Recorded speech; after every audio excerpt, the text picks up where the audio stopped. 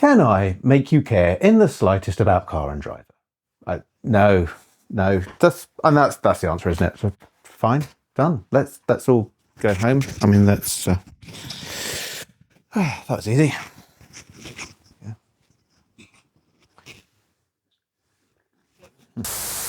All right.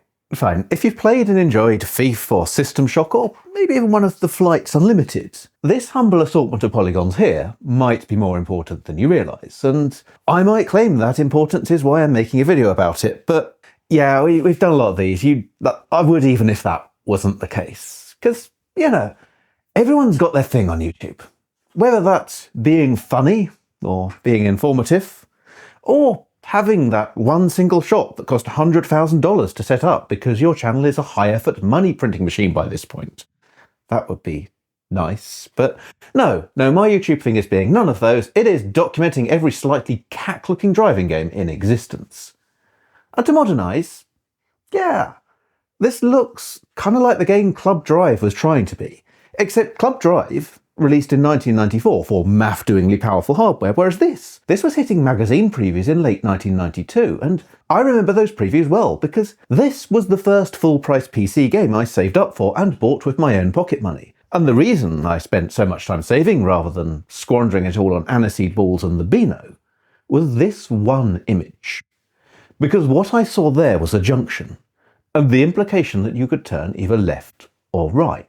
Now, in-game, while that's possible, that particular junction is a low-polygon dead end, and my dreams of driving around the mountain or a fully realised complex road were, yeah, kind of not happening. But my frame of reference here was Test Drive and Grand Prix Circuit. The average arcade I went to didn't have a single racing cabinet that wasn't a superscaler, or, in the case of some particularly run-down seaside piers, anything fancier than Grand Track 10. Yes, I know 3D driving games with free roam existed before this, and I even owned one of them, although that was Grand Prix Unlimited. Which in a way does make the point of why Car and Driver was exciting. It wasn't just the feeling you could drive up a few side roads, it was the feeling this game would be a technological and realism to a divorce, the likes of which had never been seen before. And Electronic Arts pushed this idea hard. I remember our monthly PC format coming with this free book, showcasing upcoming and current EA games, going into tantalising detail about how Car and Driver would model cars to a never-before-seen level of realism, and become the definitive statement on vehicle dynamics modelling, alongside its up-to-the-minute graphics tech, like texture mapping and grow shading. With such an emphasis on pushing technical boundaries, it's no surprise that this is the first thing you see on starting the game. Well, it's no surprise to modern sensibilities, or at least those modern sensibilities which are very into retro gaming history. And it may seem bizarre to think that at the time, this was just another unknown developer. You know, this splash screen meant nothing more than any other software house that you hadn't heard of before. But Ultimate Underworld, you might say, possibly in not such a high-pitched pantomime dame voice. However, that was credited to Blue Sky Productions, one half of the merger which would create Looking Glass. The other was Learner Research, a company which specialised in 3D simulations, and Car and Driver is really a learner research game. The merger happening late in development, and C&D being so early in the company's existence, it's not even sure what the company logo should look like, or even the name. At one point it was to be called Flying Fish Systems. I just want to take look at me looking away from the camera, because there's a kind of important thing going on here. I'm just going to get, you know, the little camera, the one that we use for telling you about things. And which way around is this going? There we go. That this animal has decided to clean himself. So if you are wondering why there's a sudden sound, no, it's not my terrible mic technique, it's this. You stop it. Stop it. Stop it. People need to learn about old games. You're not helping. Yes. Fine. Shall we get back to Car and Driver? The pedigree we now know to assign retrospectively shines through immediately with the interface. A Flight Unlimited gave us a memorable diegetic interface, but it begins here, where all of the game menus are laid out as the contents for a contemporary issue of Car and Driver magazine. Well, more than just the contents. They're laid out as a full issue of Car and Driver in which every car has a road test and every track has a driver's guide, some of them credited to actual Car and Driver writers. And this gives Car and Driver an atmosphere beyond your regular... This is happening, is it? This is happening. This is... You care not for the internet knowing about this game, do you? You have no interest in that. It's beyond your sphere of reference. Just allow the video to happen. This gives Car and Driver an atmosphere beyond your regular pick a car, pick a track race setup, even though the contents pages can serve as exactly this if you're in a rush. And sure, there's no gameplay advantage in knowing how noisy each car is at highway speeds, and yeah, that really isn't coming through on the sound engine, of which I will complain about later, but in giving a sense of place, in making you imagine handling characteristics which are well beyond the capability of a low-end 386 to reproduce. It absolutely does the job. And if anything, while the simulation fidelity is primitive, it's still beyond the input devices attached to the average PC at the time. Journalists invited up to learner research during development noted the team playing with something called the Colorado Spectrum mouse wheel, a device which used a wheel attached to a cylinder to rotate the mouse ball of a ball mouse, and I know nearly every concept involved in that sounds terrible, but this is a world in which the Thrustmaster Formula T1 didn't exist. People were making do and mending. But shorn of a bizarre wheel/cylinder contraption, mouse steering at the time was not a pleasant experience, at least on the cheap ball mouse I had. So it's a pleasant surprise to find that using a modern optical mouse, it's smooth and predictable. Other options include standard digital controls on the arrow keys, with shift acting as a modifier to crank the wheel further over for sharp turns, and a system of using the number keys to dial in varying degrees of steering. Now, having tried that, I can only hope there was some bizarre keyboard-mounted peripheral which made this, if not terrible, then at least somewhat entertaining for anyone watching, because attempting to use it on just the keyboard is an experience almost as bad as the non-centering steering from 8-bit versions of hard driving. Almost as bad, not actually as bad. For all these bizarre attempts at trying to provide some sort of analog input in a world where PCs didn't really have peripherals which made sense as input devices for cars, although Saab did try making a car with a joystick. That didn't end well. Car and Driver was commended at the time for its analog joystick support, and it's eminently playable using an Xbox One controller, a device which was so far off existing in the day, a person from 1992 would still be picking up their jaw from the floor from hearing that Microsoft make a games console, and it's not terrible. This is something the team at Looking Glass made learner research should be proud of, because for all the games around it which locked themselves to a frame rate which wouldn't have a 286 breaker sweat, or ran unplayably fast on hardware that was available at the time, let alone several years in the future, this scales about as perfectly as you could want. Run it on the equivalent of a fast Pentium 2 and you get to enjoy SVGA graphics at a fluid frame rate, with nothing untoward to suggest you're running it on power that was, if not unthinkable in late 1992, at least unrealistic to imagine sitting on your desk. That's a pleasure I was denied, as my original floppies stopped working long before I got my hands on anything vaguely Pentium class, and by the time abandonware was an established enough concept to download a working copy, the game was old enough to be little more than a nostalgic curio. You know, a slightly cack-looking driving game, dare I say it. But now, going back through my archives of games and understanding Car and Driver in its rightful place and time, but on hardware which is able to do it more justice than my creaking 286 could, has made me realise just how good aspects of it are. Now, the handling model was fast eclipsed by the likes of Papyrus simulations, but for its time it's decent enough. There's little in the way of suspension movement, but you can lose the back end and, even with some practice, manage to catch a slide. Having the game print front skid, rear skid, and oddly peel, apparently they were fans of indie music DJs, in red text as an attempt to tell you what's happening is a little quaint, but at the time it felt exciting. This was the first game which dared even attempt to simulate wheel spin and its dramatic effect on sideways stability.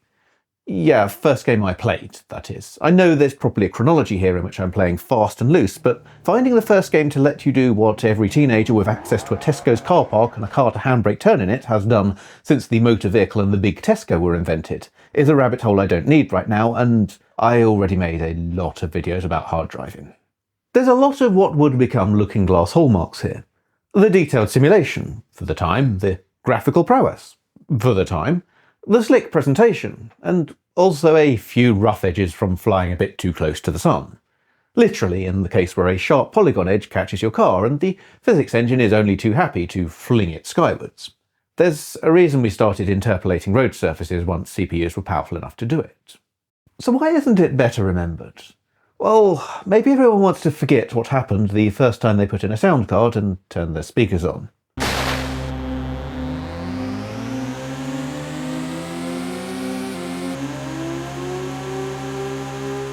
This is oddly reminiscent of Test Drive Free with its grating, entirely un-car-like engine sound and choice of free, uninspiring radio stations on which the same MIDI track will repeat endlessly.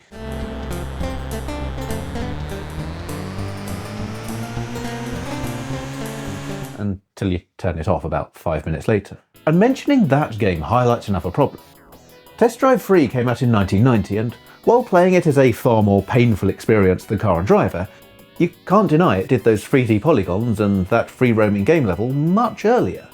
And there's also the small matter of another 1990 release, which not only did free-roaming and polygons and all of that, but did them with decent sound, a track editor, and handling which, while not exactly high fidelity, has at least heard of the concept of understeer and oversteer. This is Stunts, 4D sports driving, and this is the game which I'm basically going to put on screen, and 75% of the people who care to watch this far into something about old driving games go, "What you have got there, sir, is my childhood." Car and Driver suffers from being more of a refinement than a revolution.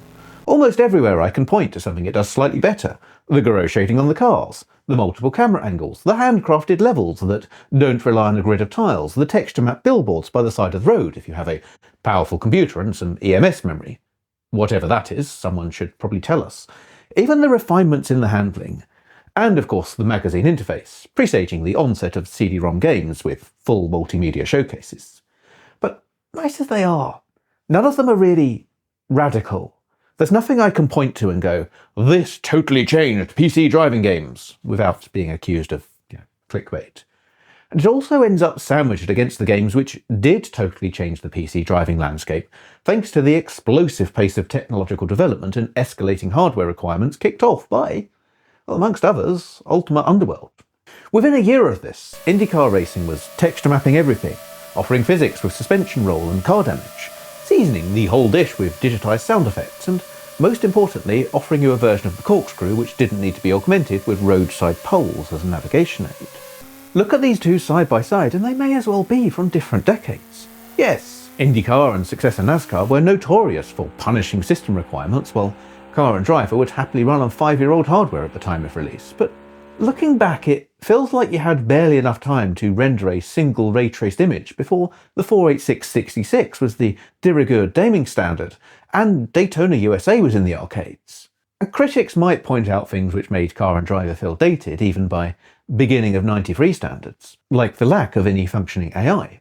Enemy cars follow fixed paths without deviating from them. The traffic cars put there by the developers follow the same route every time you drive a track and will happily ram straight through you if you're in the wrong place at the wrong time. As far as racing is concerned, all you get to compete with are your own ghosts recorded from earlier sessions, and a set of times printed in the back of the game manual set by the developers. So perhaps that's another facet of it. Car and Driver is more of a software toy than a traditional game. It leans into this sandbox nature with a completely goalless car park referencing Bill and Ted's Excellent Adventure, where you're free to do what you want, and flavour text in the magazine articles, which invite you to park up by the side of the road or go exploring. Dobbs Raceway is practically built on this, a fairly by-the-numbers flat track composed of 90-degree turns that's surrounded by weird and, depending on your outlook, wonderful stuff related to the Church of the Subgenius to investigate. Oh wow, you remember the Church of the Subgenius? Oh, that used to be a really big thing on the internet. God, these days, Slack is just the thing people use to interrupt you every 5 minutes, so it's impossible to concentrate. This sense of detail and little avenues to explore is all over the game, though. I remember many a race through the multi-part Arkansas Route 7 being abandoned in the final section to go and investigate the airport, which almost felt like a reward for driving upwards of 10 minutes without crashing. One of my favourite pastimes was to ignore the track on Urset's Laguna Seca clone, Monterey Raceway, and drive around the infield roads, seeing where they would take me. often to a world of very low polygon counts. I've seen it mentioned that this is in some ways a spiritual predecessor to BeamNG.drive, another similarly aimless driving sandbox which majors on simulation fidelity and attempts to bring that same feeling of driving real-life cars around in real-life situations, even if it is mostly used for YouTube crash compilations and people failing the scenarios on Twitch. And, perhaps that's what Car and Drive was missing. Some sort of early 90s equivalent of Twitch, where someone would boot up a sandbox-type game and see what happened as they set themselves challenges. Please don't ask me how that would have worked. I'm having these horrifying visions of VHS tapes being mailed around, possibly pages being involved somehow. Please excuse me, I'm getting another beep from chat. Or maybe I can't make you care about Car and Driver. In the parade of historic driving games, it's the first generation Škoda Octavia at a Cars and Coffee on a rainy morning. Someone has put time and effort into it being there. But the audience are still going to gravitate to the Lotus and the Corvette instead, and while there may be plenty about it which is interesting or even significant in the history of the modern Volkswagen Group, you're still going to get about 2 words into explaining that before people go, maybe later. Right now, we're going to watch someone lose control of a Mustang and drive it sideways into a bin. But it's still a game I have a lot of time for.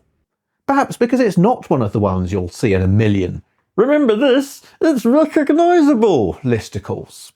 Also, I wasted a lot of time playing this at truly tragic frame rates on my 286, and what harm has the sunk cost fallacy ever done anyone? I ask you. Abandon ship! The framing is wrong. You can't make a video with wrong framing. I mean, you probably could. Made loads of those. I mean, I've made at least one with psychotic colour grading before. Let's just, should we fix it?